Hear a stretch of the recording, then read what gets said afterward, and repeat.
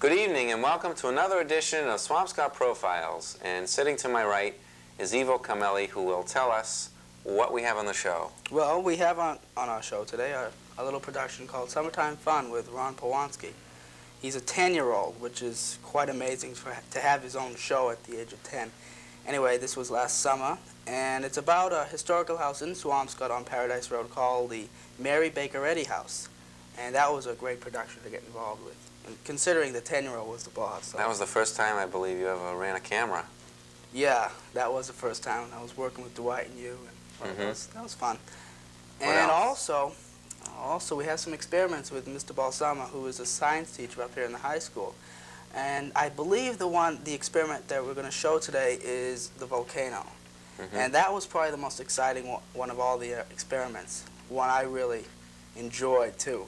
It was a blast. Finally, we have an interview between yourself and filmmaker Paul Fay. It's his second appearance on the show, and he's done quite a bit since he last appeared on Swampscott Profiles. Yeah, he's I believe doing some pictures for wrestling. He's a wrestling photographer, and he met Moondog Spot, by the way. You'll be impressed to know that.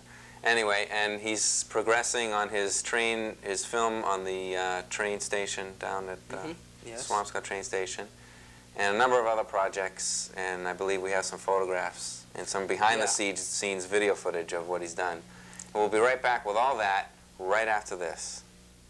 Ladies and gentlemen, the late Yul Brynner. I really wanted to make a commercial when I discovered that I was that sick and my time was so limited.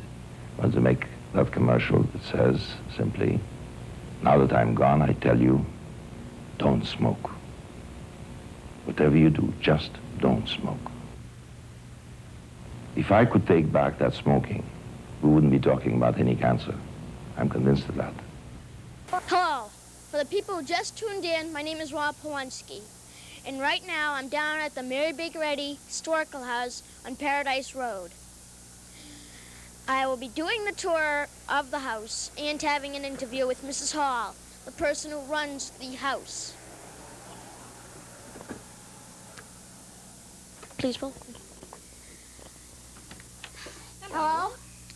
My name is Pawonsky, and I'm from Channel 13, and we were wondering if we could do a tour of the historical house and an interview with you. Oh, certainly. Won't you come in? Thank you very much. Now we are inside the Mary Baker Eddy Historical House on Paradise Road. And Mrs. Hall is going to tell us a little bit about Mrs. Eddy.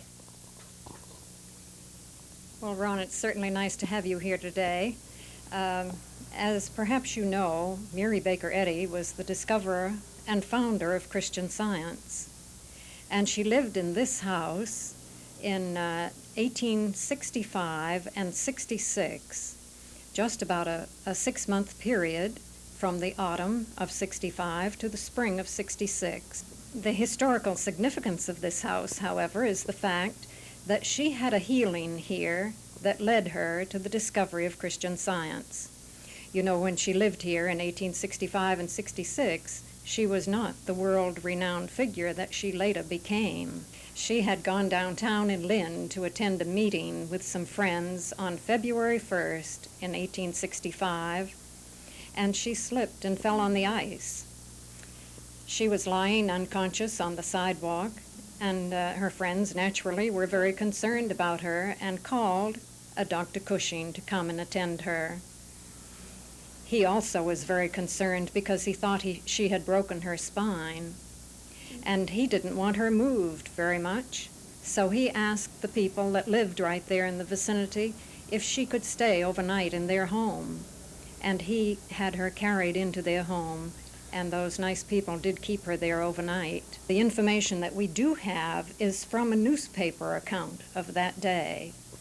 And Dr. Cushing said that he didn't want her moved because of the seriousness of her injuries. And it was the next day, when she became conscious, that she asked to be brought home. And this was her home at that time. As I told you, she only lived here 6 months, so you know she didn't own this house. The house was owned by a family by the name of Newhall, and they lived here on the first floor. and furnished the rooms for Mrs. Eddy upstairs. Let's go upstairs. Okay, let's do that.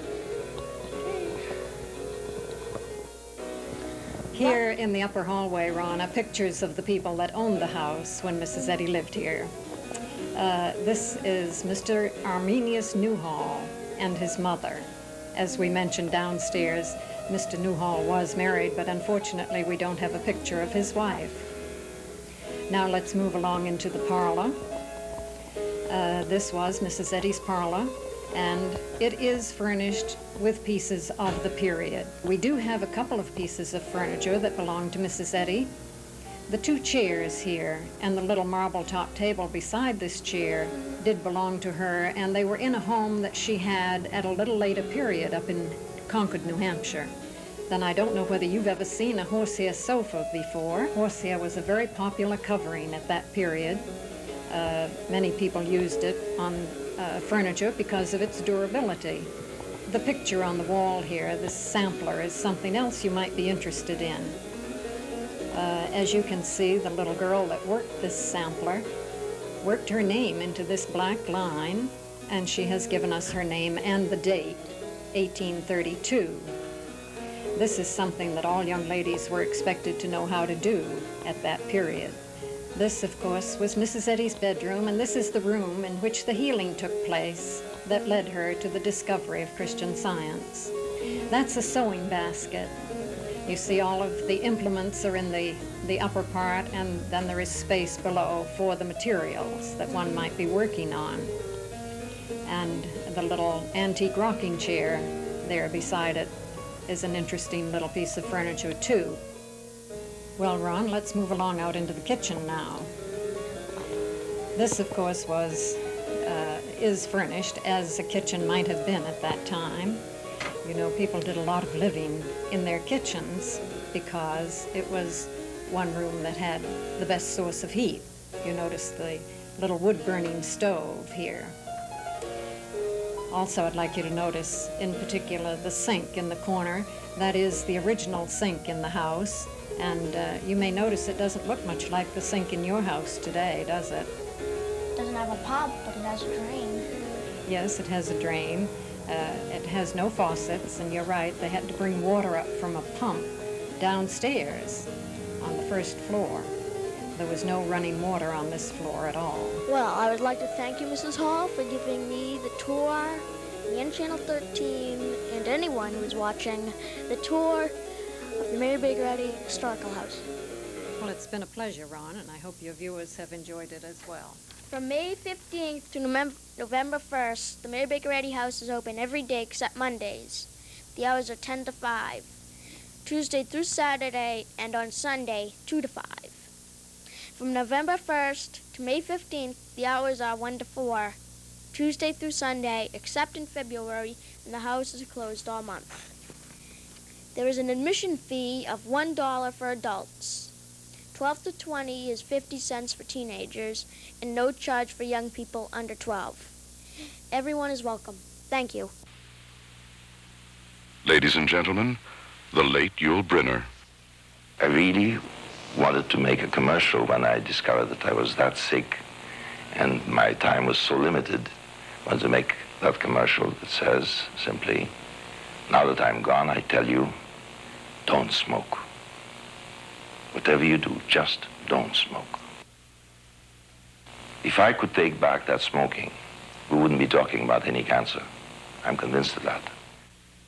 Now, the thing that you want to notice about this experiment is that the powder, as you can see, is an orange powder. It almost looks like the sugar that you put on cookies, the colored sugar that you put on cookies. Now, what's going to happen when I light it, this ammonium dichromate is going to break down to another compound that's green in color. And the other compound is not going to be as compact as the ammonium dichromate, and it's going to look like it expands. Really going to weigh actually less because some of the fumes are going to go up into the atmosphere. But it's going to look like I'm going to end up with more than what I started, but I'm really not. So what I'll do, and the thing is, I'll turn the lights out, and it'll look just like a volcano erupting, and it'll even form a crater. So it's really the most realistic. A lot of people do this experiment and they put it in a pan or they put it in a cone and you can't see it. The best way to do it, if you're going to do it at all, is in an open dish like this, so the students can see the whole combustion taking place, the actual burning and the breaking down of this chemical. So I usually start it with a splint. And as soon as I get it going, I'll move out of the way and I won't breathe. I think probably the smart thing for me to do, too, is to remove the chemical and make sure the match is out. Put the matches in my pocket and begin. And hopefully I'll get it to go. We're going to just try to speed things up. The splint I could do it with, but it would take maybe 10 or 15 minutes. So what I've done is I've lit my Bunsen burner and I'm just going to get the thing started. This is a foolproof way of doing it. And I think I'm going to get it going very, very shortly. And I'm going to move it. Let's try a little more and then it should be on its own. Okay, now let's get the lights out. And you can see that it takes a while for the process to occur, but you get a good representation of what a volcano eruption looks like. It almost looks like the lava flowing down the side of a volcano, and it does a super job. But the idea of keeping the chemical out in the open means that you can see the whole thing. If you put it in a can, then you don't see very much except the flame. Now, when that combustion is over, when the process is over, it'll actually look like a volcano and it'll actually have formed a crater. If I showed you a movie of a volcano erupting, and we have one of the volcano Surtsey, it would look just like that, except Surtsey, they were right at the island when it happened. And you notice that the chemical will look like it has expanded, and it will be a green color now because it's now a new substance. Just like if you take a piece of bread, white bread, and you burn it, it's going to come out looking black. Well, when we burn this, it comes out looking green. We can turn the lights on, and you can see there it is. Makes a mess, too. We have to clean it up, but that's no problem. And that concludes the demonstration. A responsible pet owner is someone who, We walk our dogs on a leash so they don't roam. Or become lost or injured. I've had my pets neutered to prevent unwanted puppies and kittens. I put my name, address, and phone number on my pet, so if he gets lost, he can be returned. Responsible pet owners are a special breed. For a responsible pet owner's guide, write the Humane Society of the United States. Hello, I'm Ivo Karmely here for Swampscott Profiles, taking over for Leonard Caplan for this segment. I'm here today with Paul Fay, who was once a Swampscott resident here, now living in Lynn. He is a filmmaker, a producer, a director, and a cinematographer. This is his second appearance, by the way. He appeared here about 5 months ago, and we're now an update of what he's doing now. Paul Fay, let's talk a little bit about what you did before we talk about what you're doing now. What inspired you to become a still photographer? Was it the money? Was it the, or what was it? Well, unfortunately, in this profession, well, the money can be good, but that's not what really inspired me. What really inspired me was, it was in 1981, I had started to dabble in photography, and I was coming home from work, and I happened to see the last Great Lynn Fire. So I ran home and got my camera, and I went back and I started taking some photographs. Well, in January, the Lynn Historical Society ran a contest for, you know, they collected up a bunch of photos from the fire. Of the fire, yeah. And I submitted some of mine, and I won first prize for color, the best color photograph. And when that happened, I sort of had the feeling that, well, I must be doing something right. So I pursued it, you know, and I worked for a couple of local publications as a news photographer. And then that continued to me becoming a photojournalist. And I was doing stories and photography. I pretty much leaned towards doing historical type stories. And so that's sort of how the whole thing got started as far as still photography. What about filmmaking? Did that stem into filmmaking, or were you already interested in film? Well, yeah, I was always interested in doing things in film, and I finally decided to try my hand at it, and I went out and I got a Super 8 movie camera, and I know you explained to me earlier what a Super 8 camera is. I don't know if everybody in this who's watching this may know that. Can you explain to me what a Super 8 camera is? Well, what Super 8 is, okay, originally they had 8mm, and 8mm had sprocket holes on both sides of the film. Now, what they did with Super 8 is they took the sprocket holes off of one side of the film strip and put just sprockets on one side. Okay, now what happened was they were able to make the film, the frame where the picture is, they were able to make it a little bit bigger. I don't want to quote the exact size they made it bigger because I'm not really sure. But because they made it a little bit bigger, they gave it the name Super 8 because now it was bigger, and you could project a bigger picture and a bigger image or whatever. When you told me that you were a producer and director, I know you are in a sense, but what is it like? For example, you do on film, right? Is that correct? Right. Now, what is the difference between directing and producing a film from like a video, like what we're in now? Well, there really is no difference, okay?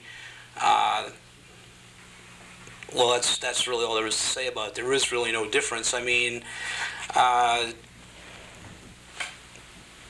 there's no difference. There really is no difference. Okay.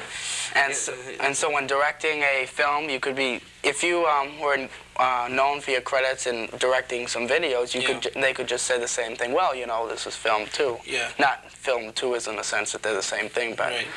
Because I mean, you can basically do everything. I mean, you can do a tracking shot with a video camera just as well as a film camera.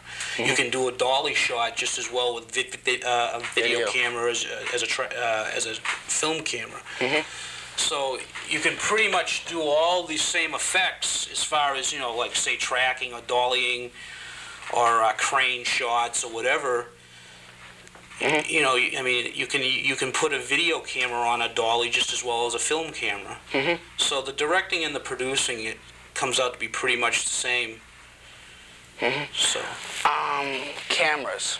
What sort of quality cameras do you, for a still photographer, what sort of quality cameras? You don't buy like the local instant camera. No. The local. Yeah. But what kind of cameras would you get, like a Canon or something like that? Yeah, you know, pretty much most of your Japanese cameras are all pretty much, you know,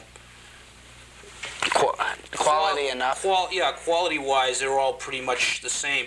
I mean, you might have some that are, you know, maybe have a few more features than others. You know, like automatic exposure, or you know, automatic focus, or whatever. You know, so, you know, or some of them might have different lenses on them with better optics in them, you know. But pretty much the cameras that are on the market today, they're pretty much all the, you know, They're not all that much different one from another.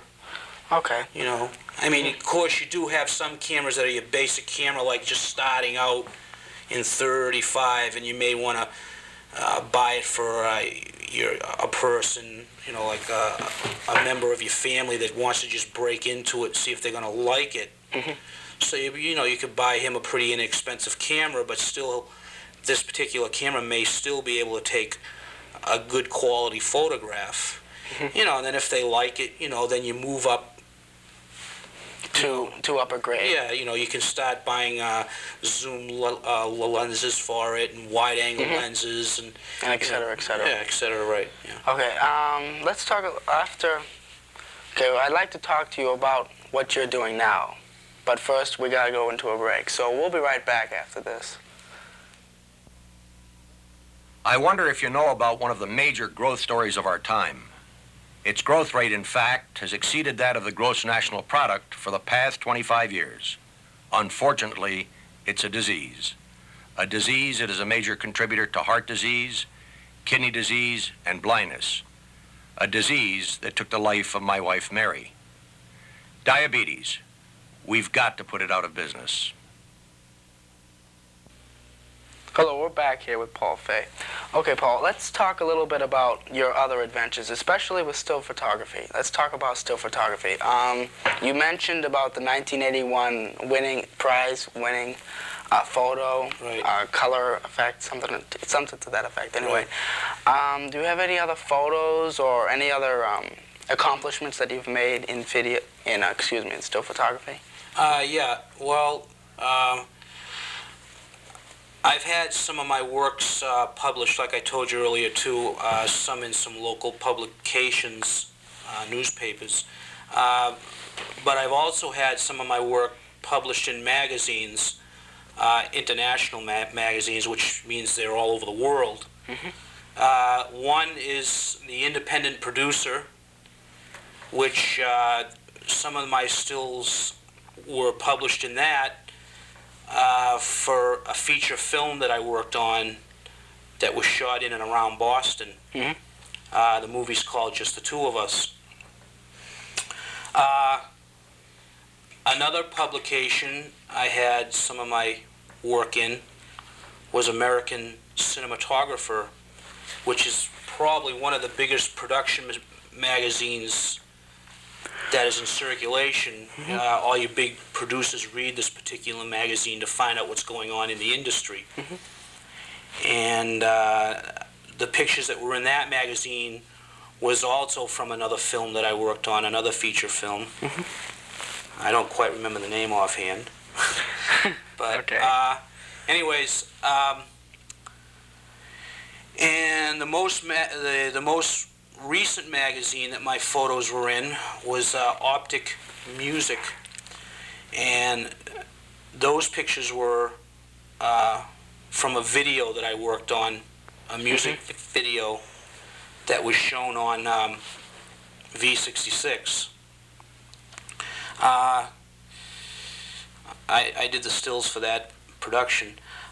Also, I had a scene in that particular music video. The group's name is Love to Love. Love to Love. That's local, right? Yeah, they're from Boston. Okay. And the song is called Give It Away. And I did have a scene in it. So it was pretty neat to have a scene in it, you know. It was exciting. Was it exciting, like all the backstage workings of a video, et cetera, yeah. Inside? Well, it's funny because while we were shooting it, you know, while I was working on it and stuff, we kept having people stopping and saying, "Is this Spencer? Is this Spencer?"